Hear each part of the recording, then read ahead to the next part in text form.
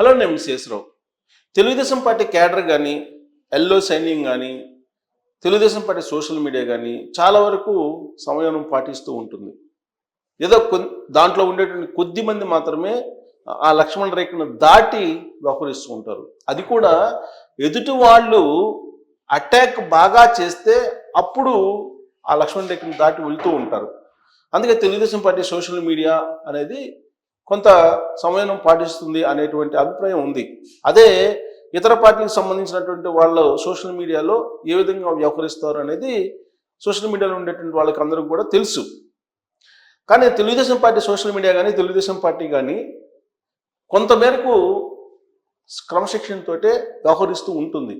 మిగిలినటువంటి పార్టీలకి తెలుగుదేశం పార్టీ క్రమశిక్షణకి ఖచ్చితంగా కొంత వ్యత్యాసం అయితే ఉంటుంది. 100% క్రమశిక్షణ పాటించకపోయినప్పటికీ కూడా ఎక్కువ పాలలోనే మిగతా పార్టీల కన్నా కూడా క్రమశిక్షణ ఉంటుంది. అది రాజకీయాలని దగ్గర నుంచి చూసినటువంటి వాళ్ళు ఎవరైనా కానీ అంగీకరిస్తూ ఉంటారు. మరి ఇప్పుడు తెలుగుదేశం పార్టీలో కార్యకర్తలు గట్టు తప్పారా, తెలుగుదేశం పార్టీ అధిష్టానాన్ని నడిపించేటువంటి బాధ్యతను తీసుకుంటున్నారా అనేటువంటి ఒక అభిప్రాయం తాజాగా జరుగుతున్న పరిణామాలను బట్టి కలుగుతుంది. దానికి కారణం ఏంటంటే తెలుగుదేశం పార్టీలో ఇప్పుడు కొత్త క్యాడర్ వచ్చేసింది, కొత్త జనరేషన్ వచ్చేసింది, కొత్త జనరేషన్ ఎంటర్ అయ్యింది. లోకేష్ గారు యువగళం పెట్టినప్పటి నుంచి, ఆ యువగళం సక్సెస్ అయినప్పటి నుంచి ఆయనతోటి అనుసరించినటువంటి వాళ్ళు, ఆయన నమ్మినటువంటి వాళ్ళు, ఆయన నాయకత్వాన్ని ఇష్టపడినటువంటి వాళ్ళు, ఆయన ఇచ్చినటువంటి హామీలని 100కు 100% విశ్వసించినటువంటి వాళ్ళు, ఆయన ఇచ్చినటువంటి హామీలను పూర్తిగా నమ్మినటువంటి వాళ్ళు ఇప్పుడు ఎక్కువగా కనిపిస్తున్నారు తెలుగుదేశం పార్టీలో. 83 నాటి ఆ తెలుగుదేశం పార్టీకి సంబంధించినటువంటి కార్యకర్తలు కానీ, తెలుగుదేశం పార్టీకి సంబంధించినటువంటి భావజాలం కానీ కొంత వెనకబడిపోతుంది. ఇప్పుడు వచ్చినటువంటి కొత్త జనరేషను ముందుంది, చాలా దూకుడుగా ఉంది, చాలా వేగంగా ముందుకెళ్తుంది. తెలుగుదేశం పార్టీ అధిష్టానం తప్పు చేసినా కానీ నిలదీసేటువంటి ధైర్యం చేస్తుంది. గతంలో అలా కాదు. ఎన్టీ రామారావు గారు ఉన్నప్పుడు ఎన్టీ రామారావు గారు ఏ నిర్ణయం తీసుకుంటే ఆ నిర్ణయాన్ని గౌరవించేవాళ్ళు, ఆ నిర్ణయం ఖచ్చితంగా అమలయ్యేది. కానీ మారినటువంటి రాజకీయ పరిస్థితుల దృష్ట్యా తెలుగుదేశం పార్టీ అధిష్టానం మారడం లేదనేటువంటి భావంతో ఇప్పుడు కొత్తగా వచ్చినటువంటి జనరేషన్ భావిస్తూ ఉంది. జరుగుతున్నటువంటి పరిణామాలు కూడా అలానే ఉన్నాయి. గతంలో వైఎస్ఆర్ కాంగ్రెస్ పార్టీ అధికారంలో ఉన్నప్పుడు ఏ విధంగా వ్యవహరించింది, ఇప్పుడు మనం ఎలా వ్యవహరిస్తున్నాము అనేది కంపేర్ చేస్తూ ఉన్నారు. జగన్మోహన్ రెడ్డి గారు అధికారంలో ఉన్నప్పుడు విచ్చలవిడిగా కేసులు పెట్టేశారు. ప్రభుత్వాన్ని విమర్శించిన లాస్ట్కి రంగనాయకమ్మ గారు లాంటి 70+ వయో అధికారులు కూడా ఒక పోస్ట్ని రీపోస్ట్ చేసినందుకు ఆవిడ మీద కూడా కేసు పెట్టారు.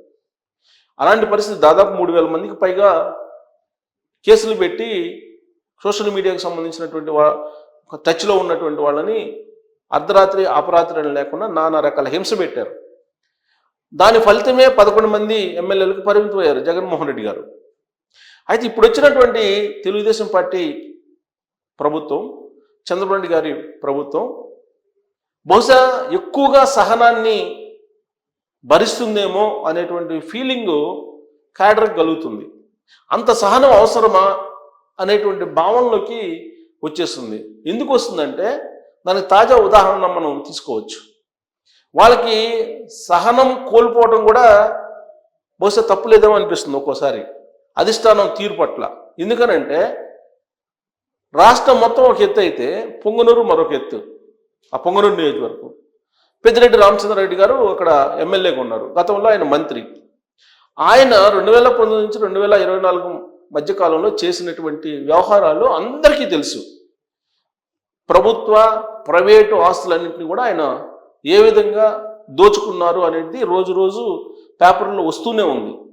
దాని మీద ఎంక్వైరీ కూడా వేశారు. మదనపల్లి ఫైల్స్ను కూడా తగలబెట్టిన కేసులో ఆయన అనుచరులు ఉన్నారు, ఆయన అనుమానితునిగా నిందితునిగా ఉన్నారు.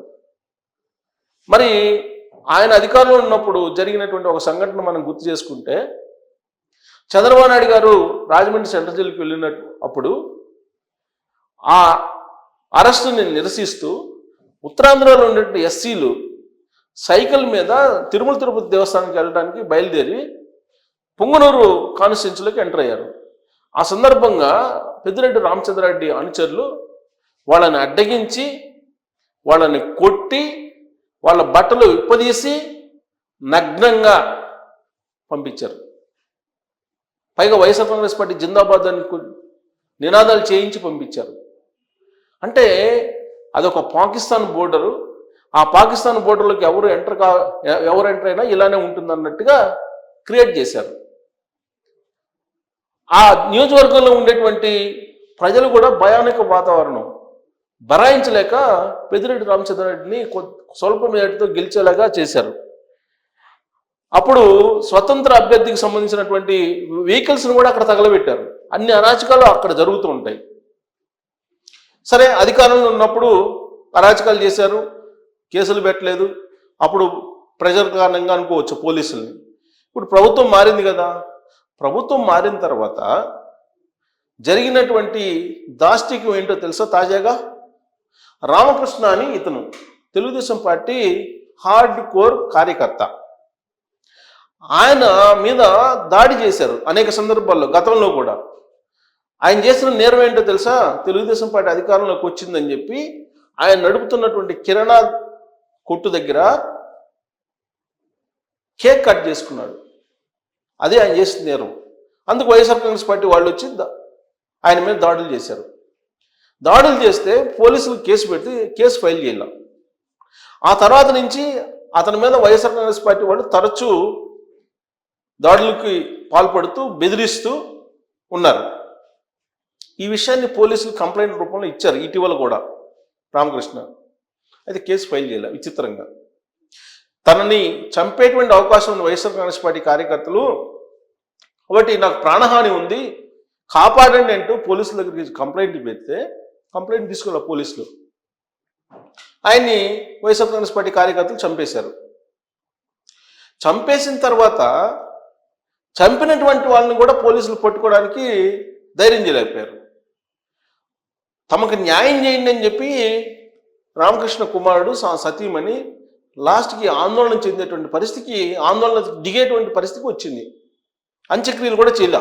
అంత్యక్రియలు చేయడానికి కూడా వాళ్ళు నిరాకరించారు. మాకు న్యాయం చేయండి, చంపినటువంటి వాళ్ళని మీరు అరెస్ట్ చేస్తేనే మేము అంత్యక్రియలు చేస్తామని చెప్పి వాళ్ళు ఆందోళనకు దిగారు. అప్పుడు కానీ కేసు పెట్టి ఆ అరెస్ట్ చేసిన అతను లొంగిపోయాడు, హత్య చేసిన అతను. సో ఇలాంటి పరిస్థితి రాష్ట్రంలో ఉంది. దీన్ని చూసినటువంటి తెలుగుదేశం పార్టీ క్యాడరు సోషల్ మీడియాలో చంద్రబాబు నాయుడు గారి యొక్క సహనాన్ని, చంద్రబాబు నాయుడు గారి యొక్క అతి మంచితనాన్ని విమర్శిస్తూ ఉన్నారు. గతంలో జీవీ రెడ్డి పార్టీకి రాజీనామా చేసినప్పుడు కూడా సోషల్ మీడియాలో ఎల్లో సైన్యం, సోషల్ మీడియా గ్రూపులు తెలుగుదేశం పార్టీ అధిష్టానాన్ని తప్పు అని చెప్పి నిలదీస్తూ పోస్టులు పెట్టారు. ఇప్పుడు కూడా ఈ ఇన్సిడెంట్ తర్వాత తెలుగుదేశం పార్టీ అధిష్టానాన్ని నిలదీస్తూ పోస్టులు పెడుతున్నారు. ఎందుకంటే ఇది ఒక ఇన్సిడెంటే కాదు. తెలుగుదేశం పార్టీ అధికారంలోకి వచ్చిన 9 నెలల్లో దాదాపుగా 14 పొలిటికల్ మర్డర్స్ జరిగాయి. తెలుగుదేశం పార్టీ వాళ్ళనే చంపారు వైఎస్ఆర్ కాంగ్రెస్ పార్టీ కార్యకర్తలు. అయినప్పటికీ కూడా పార్టీ వైపు నుంచి సానుభూతి కానీ, అధిష్టానం నుంచి పలకరింపు కానీ లేదు అనేటువంటి బాధ తెలుగుదేశం పార్టీ కార్యకర్తల్లో ఉంది. అందుకే ఇప్పుడు తెలుగుదేశం పార్టీ గ్రూపుల్లో కానీ, తెలుగుదేశం పార్టీకి సంబంధించినటువంటి కొన్ని సోషల్ మీడియా ప్లాట్ఫామ్స్లో కానీ అధిష్టానాన్ని నిలదీస్తూ ఇప్పుడు ఎల్లో సైన్యం బయలుదేరింది. కొంత భాగం అధిష్టానం ఆలోచించాలి, ఇలాగైతే కనుక రాబోయేటువంటి రోజుల్లో కార్యకర్తలు నిలబడేటువంటి పరిస్థితి లేదు అని వాళ్ళే సోషల్ మీడియాలో పోస్టులు పెడుతూ ఉన్నారు. మరి తెలుగుదేశం పార్టీ అధిష్టానం ఆ పోస్టుల్ని పట్టించుకొని రాబోయేటువంటి రోజుల్లో పొలిటికల్ గవర్నెన్స్ దిశగా వెళ్తుందా? చంద్రబాబు గారు చెప్పిన దాని ప్రకారం ఆయన మారినటువంటి లీడర్గా చెప్తూ ఉన్నారు. పొలిటికల్ గవర్నెన్స్ మాత్రం ఉంటుందని చెప్తున్నారు, కానీ క్షేత్రస్థాయిలో అలాంటి పరిస్థితి కనిపించట్లేదని చెప్పి ఎల్లో సైన్యం పోస్టులు పెడుతుంది. మరి ఎవరిది కరెక్ట్? అధిష్టానంది కరెక్టా, లేదా గ్రూపుల్లో పోస్టులు పెడుతున్నటువంటి ఎల్లో సైన్యంది కరెక్టా అనే దాని మీద మీరు కామెంట్ చేయొచ్చు. Thank you.